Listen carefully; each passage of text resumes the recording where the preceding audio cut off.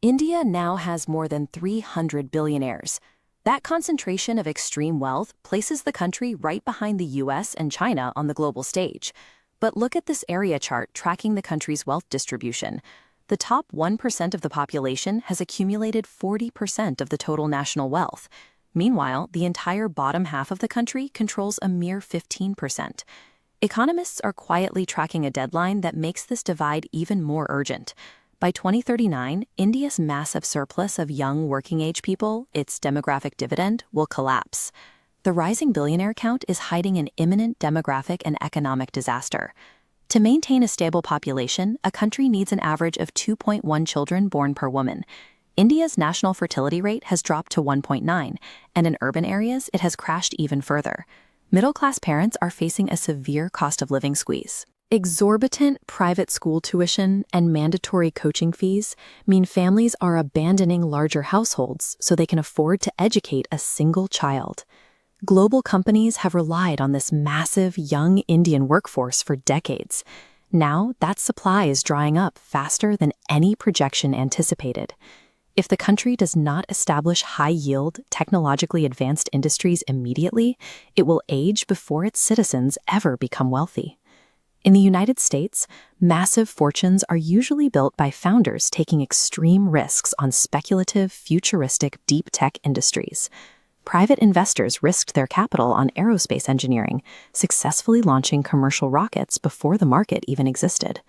A similar wave of investors funded artificial intelligence laboratories for nearly a decade before those labs generated a single dollar of profit. India's wealthiest individuals operate differently. Their fortunes are heavily concentrated in mature, legacy sectors like telecommunications, retail, and real estate. Much of this wealth stems from crony capitalism. Massive empires are generated by securing government-controlled resources for mining and infrastructure, rather than inventing new technologies for the open market. This economic model is pro-business, but it is not pro-market. It relies on extracting value from existing sectors instead of pushing the boundaries of engineering to invent new ones. You might hear policymakers celebrate the fact that India has produced over 100 unicorn startups, private companies valued at over $1 billion. Look at this flow diagram mapping where that money comes from. 80% of venture capital funding these startups is supplied by foreign investors. These offshore investors are highly risk-averse. They actively avoid deep tech, choosing instead to funnel cash into proven copycat consumer apps.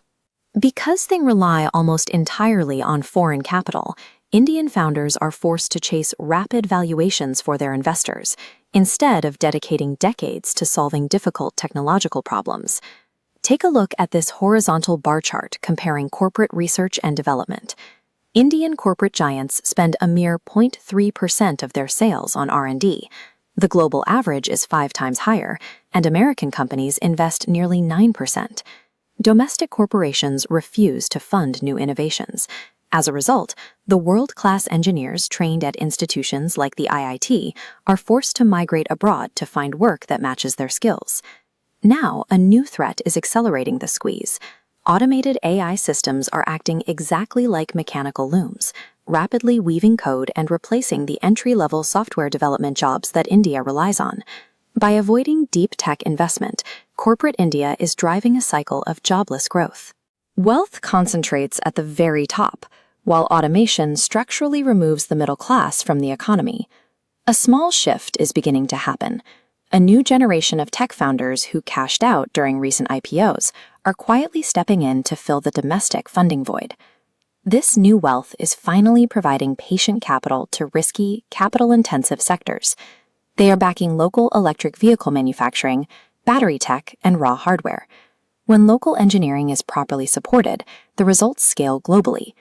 India's digital payments infrastructure, UPI, processes billions of transactions a month and is being adopted internationally. The country has enough capital to build these industries, but with birth rates crashing and AI automating service jobs, time is bleeding out to fund its own future.